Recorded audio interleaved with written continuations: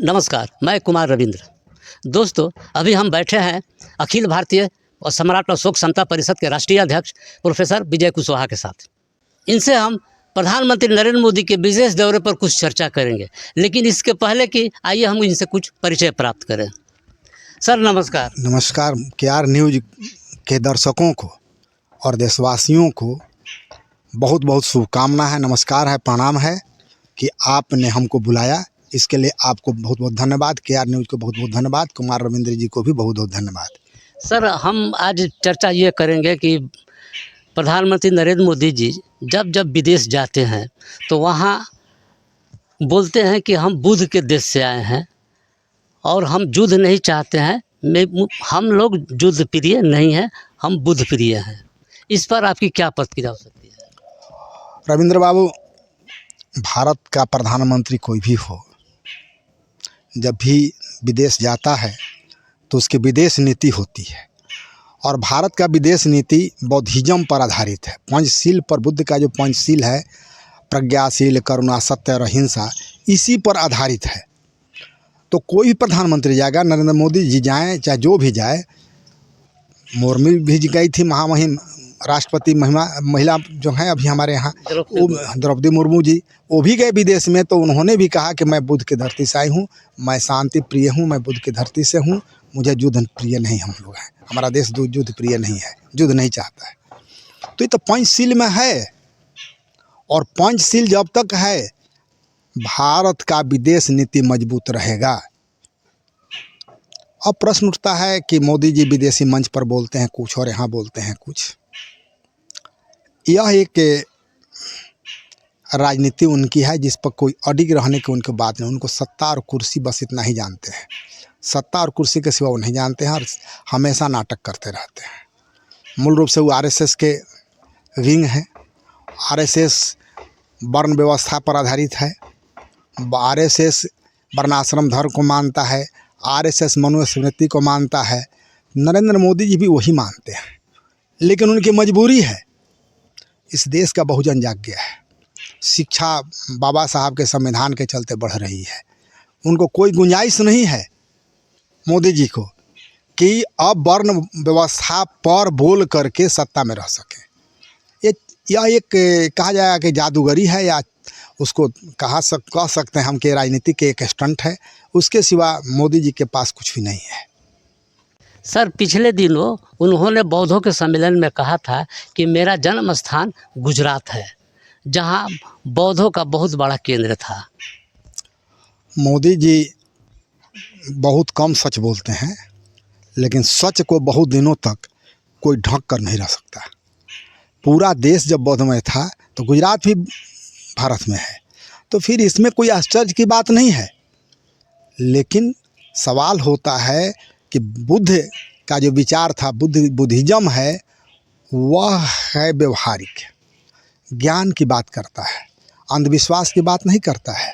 और जो अंधविश्वास की बात करते हैं और बुद्ध का नाम लेते हैं, मैं समझता हूँ कि न वो देश के साथ न्याय कर रहे हैं, न मानवता के साथ न्याय कर रहे हैं, मेरी जो समझ है।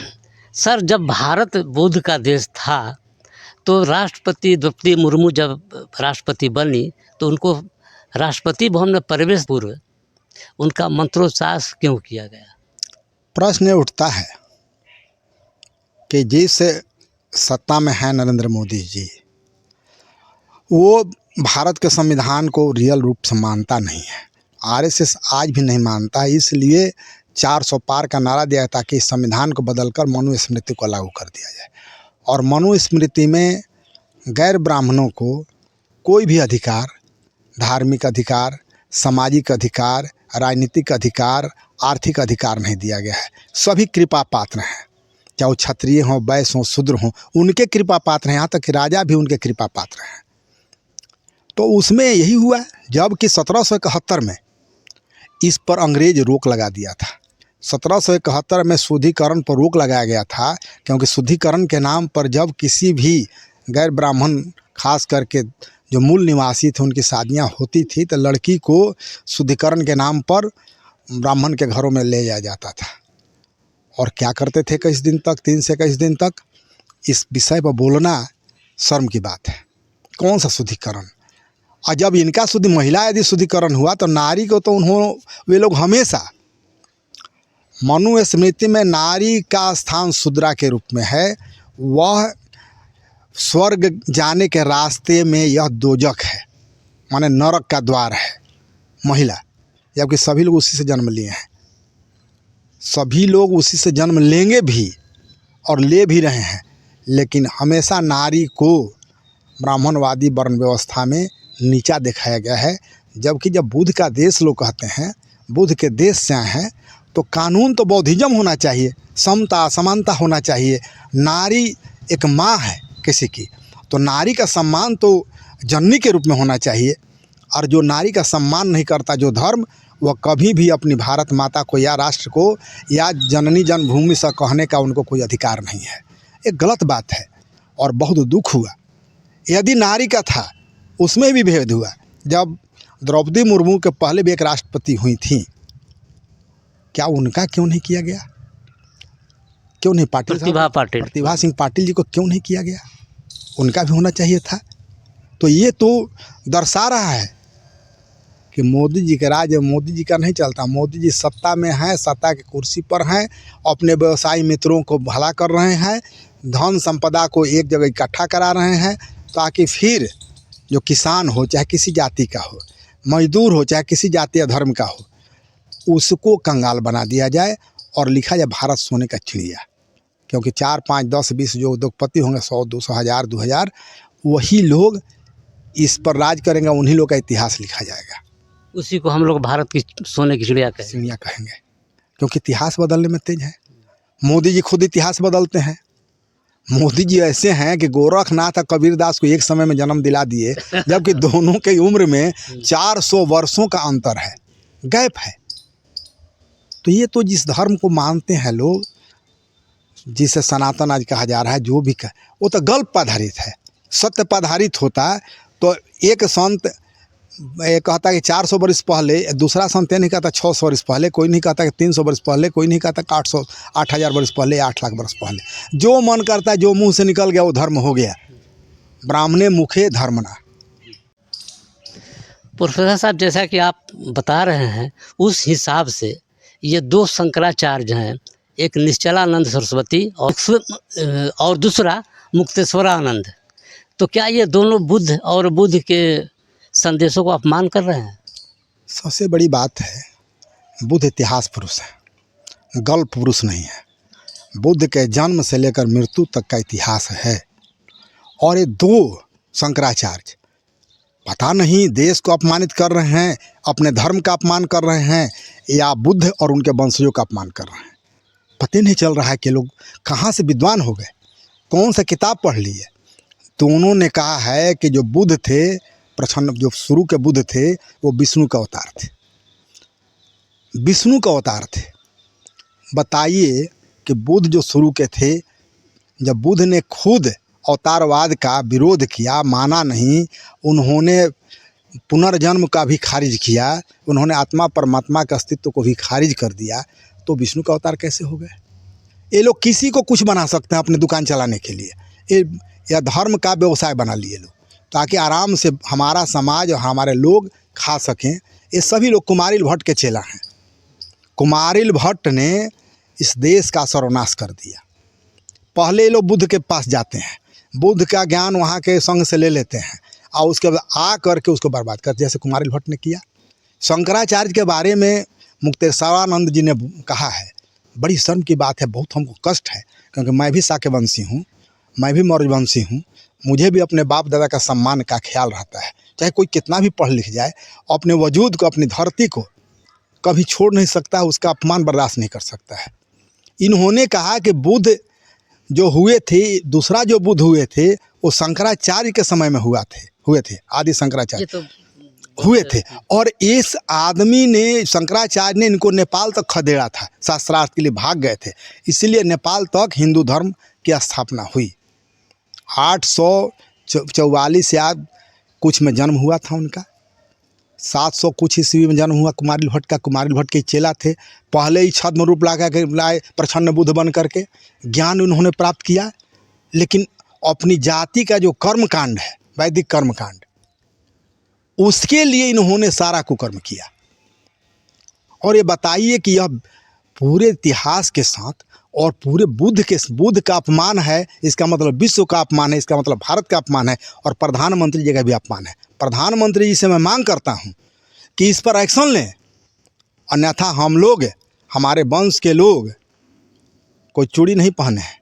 हम लोग कोर्ट का, हम लोग संविधान को मानते हैं, बाबा साहब के संविधान को मानते हैं, क्योंकि बाबा साहब का संविधान सम्राट अशोक के राजधर्म पर आधारित है। समता, समानता और भाईचारा, सत्य, हिंसा, प्रज्ञाशील, करुणा, और उसका विदेश नीति भी हुई है।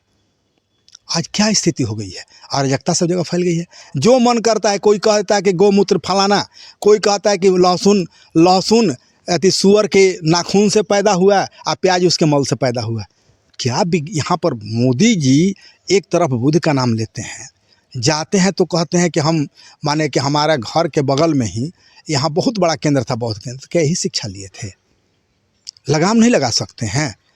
आरएसएस लगाम नहीं लगा सकता है? इसका मतलब है कि आरएसएस है जो भी हो, उसको राष्ट्र नहीं, उसको राज्य चाहिए, उसको अपने जाति का व्यवसाय मजबूत से मजबूत हो, अनेकों प्रोपेगेंडा रखा जाए। जैसे रविंद्र बाबू, आप जानते हैं, आप सिनेमा देख चुके हैं, संतोषी माता, सिनेमा से देवता पैदा हो गई। जैसे हिरण के पेट से ऋषि पैदा हो गए, क्या नाम है आपका, मछली के पेट से पैदा हो गए, कमल से पैदा हो गए, नाक से पैदा हो गए, जहाँ तहाँ से ऋषि मुनि पैदा हो गए, वैसे ही सिनेमा से संतोषी माता पैदा हो गई। क्या जमाना है भाई! आज तो संतोषी माँ का कोई पता ही नहीं कहाँ है। कैसे? वैसे ही ये डरा हुआ समाज है कि मेरा व्यवसाय जा रहा है। जैसे जैसे ज्ञान बढ़ेगा, इसे ना मोदी जी रोक सकते हैं और ना कोई दुनिया कोई ताकत रोक सकता है, क्योंकि आज विज्ञान, जहाँ विज्ञान है, जहाँ ज्ञान है, वहीं समृद्धि है, अन्यथा कंगाली है। भारत तो कंगाली की ओर जा रहा है, भारत के लोग कंगाली की ओर जा रहे हैं। कल मोदी जी हटेंगे, पता चलेगा कि भारत में कितने % लोग गरीबी रेखा से नीचे चले गए। जातीय गणना नहीं करा रहे हैं। क्यों नहीं करा रहे हैं भाई? जब ईश्वर ने जात बनाया तो जातीय गणना कराना चाहिए, उनको कहना चाहिए। बार बार लोग कहते हैं कि मुसलमानों में अधिक जनसंख्या बढ़ गई, दलितों में, पिछड़ों में बढ़ गई। तो भाई भगवान से मांग कीजिए, ईश्वर आपके हैं, खास करके जो संत लोग हैं ईश्वर उनके हैं। तो पहला मांग करें कि हमारे यहाँ जनसंख्या एक माँ बाप से 21, 22, 24 हो जाए, संख्या बढ़े उनका। अपने संख्या पर कंट्रोल कर लेंगे, इसलिए कि शिक्षा उनको चाहिए, उनको सत्ता में भागीदारी चाहिए। वो सत्ता के लिए हिंदू बन गए हैं, कभी हिंदू थे नहीं। हिंदू तो यहाँ के मूल निवासी हैं। ब्राह्मण जब तक मुगल काल से लेकर इस्लाम काल था, तब तक इन लोगों ने नहीं कहा कि मैं हिंदू हूँ। अपने को आर्य बताते हैं। आर्य ब्राह्मण बताए, आर्य भी नहीं बताए, क्योंकि किसी किताब में हम नहीं नाम लेंगे अभी, किताब में भी है कि आर्य और ब्राह्मणों के बीच में युद्ध हुआ। मैं जात पर नहीं जा रहा हूँ। अभी भारत का जो समसामयिक स्थिति है, विदेश नीति है, बहुत कमज़ोर हो गया है। मोदी जी के पास एक ही रास्ता है कि राष्ट्र में जो भी भारतीय हैं सबके लिए समान अवसर उपलब्ध कराएं। जो कमज़ोर है उसके लिए विशेष अवसर दें, अन्यथा देश को बर्बाद होने से कोई नहीं रोक सकता है। अच्छा सर, अंतिम सवाल, भारत में बौद्ध धर्म का क्या भविष्य है? उज्ज्वल भविष्य। ज्ञान बढ़ रहा है, बौद्ध धर्म बढ़ रहा है, लोग डरे हैं। चाहे इस्लामिक वाले लोग हों जो कि एजुकेशन में महिला को इज्जत नहीं करते हैं, चाहे हिंदू में हों, जैसे हिंदू तो कोई है नहीं, कोई धर्म भी नहीं है, लेकिन ये सब लोग डरे हुए हैं। महिला भी शिक्षित होकर के मैं कौन हूँ ये जानने का प्रयास कर रही है। आज जिस दिन महिला जान गई तो दुनिया के सबसे बड़ा फ्रॉड भारत में मालूम होगा। मानवीय फ्रॉड, जो महिलाओं के पर जो अत्याचार किया गया, वह सबसे बड़ा फ्रॉड साबित होगा। इसलिए बौद्धिज्म तो बढ़ रहा है। रविंद्र बाबू आज देख रहे हैं कि ट्रेन में आप जाते हैं, बाबा साहब ने जो संविधान लिखा वो भारत के केवल लोगों के लिए नहीं लिखा, उन्हें मिट्टी तक जोड़ कर दिया। मिट्टी से जो तत्व निकला है उसको उन्होंने भी जोड़ दिया कि कोई भी अनटचेबिलिटी नहीं रहेगा। और मात्र 100 साल भी नहीं पूरा हुआ, इतना प्रोग्रेस है कि आरएसएस के लोगों को भी झुकना पड़ रहा है। आश्चर्य है कि आरएसएस का हेड कहते हैं कि ब्राह्मणों ने जात बनाया है, ईश्वर ने नहीं बनाया है। तो इसका मतलब है कि ईश्वर ने वेद भी नहीं लिखा। वेद भी नहीं लिखा, जब मानव ने लिखा तो वेद भी ईश्वर ने नहीं लिखा है। ये तो यही खुलासा हो जा रहा है। होसा है। दूसरी चीज़ मुक्तेश्वरानंद जी कहते हैं कि अन्य सब पंथ है, और ये जो ब्राह्मण धर्म है, चाहे हिंदू धर्म है, चाहे सनातन धर्म है, ये धर्म है, क्योंकि धर्म का कोई संस्थापक नहीं होता है। तो भाई धर्म का कोई संस्थापक नहीं होता है, स्कूल कॉलेज खुलता है तो कोई संस्थापक होता है, उसका डेट होता है, समय होता है, काल होता है। क्या काल है?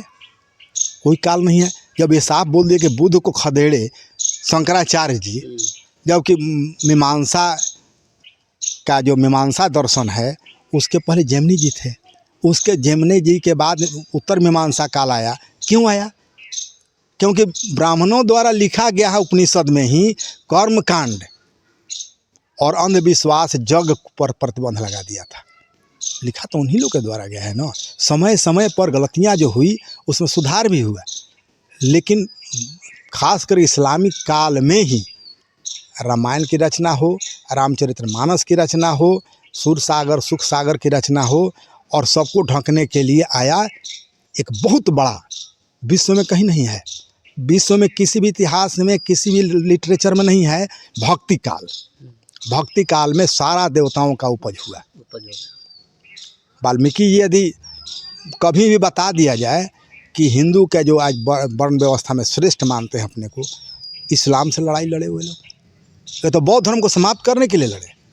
और आपको आश्चर्य होगा रविंद्र बाबू, मात्र मुगल काल के समय से लेकर इस्लामिक काल के पूर्व तक यहाँ पर 1 दर्जन से अधिक विश्वविद्यालय था।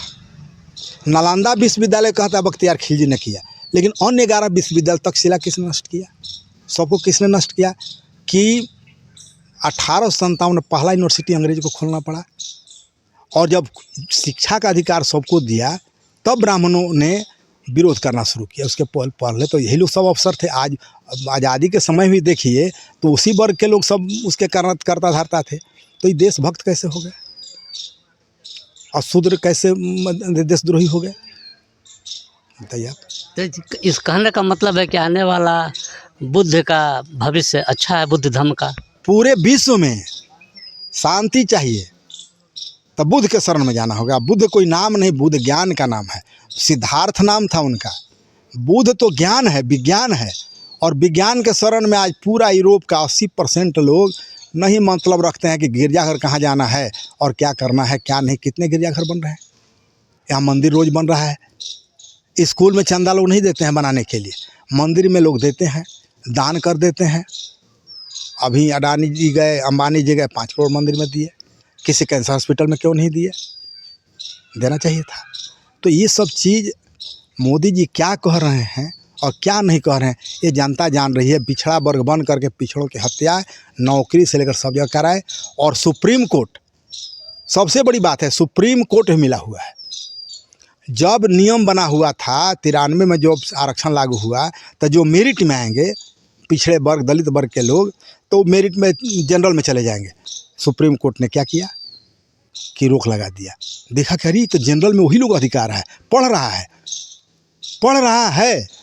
और एक बात और रविंद्र बाबू, बहुत तकनीकी क्या चीज़ है, गरीब तबके जब नौकरी करते, रिटायर करते थे, पेंशन मिलता था, तो उस सामाजिक काम में लग जाते थे, क्योंकि उनको पैसे का दिक्कत नहीं था।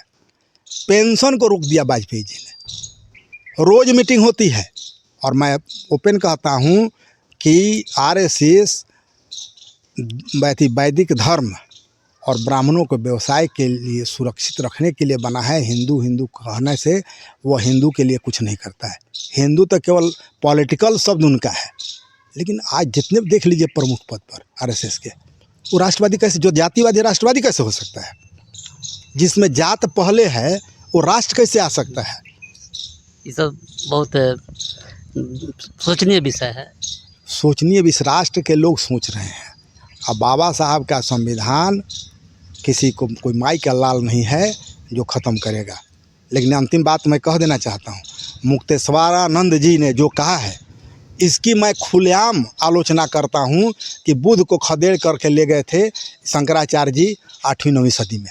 माने शंकराचार्य जी से कितना पहले, 1400, 1500, 1200 वर्ष पहले, 1500 वर्ष पहले उनका जन्म हुआ। माने वो 563 ईसा पूर्व, और उनको ही खदेड़ कर ले गए। वो विष्णु का अवतार बुद्ध थे जो थे, और ये दूसरे थे। और ये इन्होंने स्वीकार किया कि उस समय बौद्ध धर्म था, शंकराचार्य के समय में। और एक और मांग मैं करता हूँ, जितना भी मठ है बहुत बड़ा बड़ा, उसका वैज्ञानिक तरीके से हर मूर्ति का शोध किया, जांच किया जाए, तो सत्य का दूध का दूध और पानी का पानी हो जाएगा। राष्ट्र यही चाहता है, राष्ट्र के लोग यही चाहते हैं। बाबा साहब ने जो संविधान लिखा वो राष्ट्र के लिए लिखा था, राष्ट्र की आत्मा थी, राष्ट्र का सम्मान था, उसमें दलित और पिछड़ा महिला सबका सम्मान था। मैं नारी जाति को भी कहता हूँ कि जात के चक्कर मत पड़िए। बाबा साहब ने जो आपको अधिकार दिया है, कोई मनुस्मृति, वेद, पुराण और उपनिषद और महाभारत रामायण ने नहीं दिया है, और न कोई शंकराचार्य देंगे। इसलिए बुद्ध के शरण में मैं नहीं कहता, ज्ञान के शरण में जाइए, खुद बुद्ध आ जाएंगे। ठीक है सर, प्रोफेसर साहब, आपसे मिलकर काफ़ी जानकारी हुई, आपको इसके लिए बहुत बहुत धन्यवाद देता हूँ। आपको भी धन्यवाद, आपके चैनल को, KR न्यूज़ को भी बहुत बहुत धन्यवाद है। और देशवासियों को यह जो पर्व है दीपावली, यह तो सफाई का पर्व है, दीपोत्सव है, यह तो बौद्धिज्म का चीज़ है। इन लोगों ने मैनिपुलेट कर दिया है। तो उसके लिए मैं भारत के हर नागरिक को, चाहे हिंदू हो मुसलमान हो, सबसे मैं कहता हूँ कि प्रेम से दीप जलाओ ज्ञान का, अंधकार भगाओ ज्ञान का। धन्यवाद।